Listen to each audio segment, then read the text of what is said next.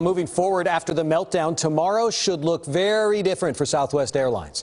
For the first time in nearly a week, it expects to get most of its planes in the air and get travelers where they want to go. Nick Starling is at Dallas Love Field with the plan to get back on track.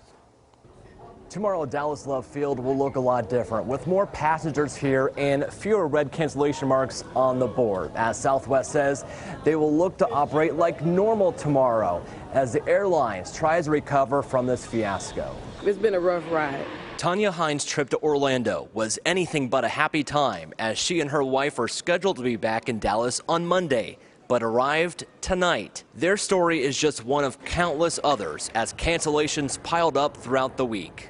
Your flight attendants are very sorry of having to say we're sorry to you and that we're going to hold the executives accountable to get this repaired. Lynn Montgomery is the president of the Southwest Flight Attendants Union and says the company has experienced many malfunctions before.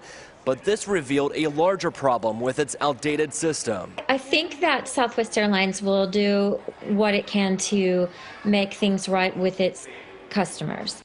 I am very leery about whether it will really work to make things right with the flight attendants and the workers that they have really been suffering for quite a long time. But how will this impact Southwest's loyal brand?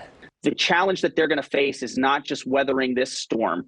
It is going to be, what do they do in the weeks and months ahead? Evan Neerman is the CEO of Red Banyan Crisis PR and believes once the company gets over this initial phase of the crisis, they can regain the trust of their customers. But the looming investigations will keep this in the spotlight. This is a problem that they're going to be wrestling with for the immediate and midterm future.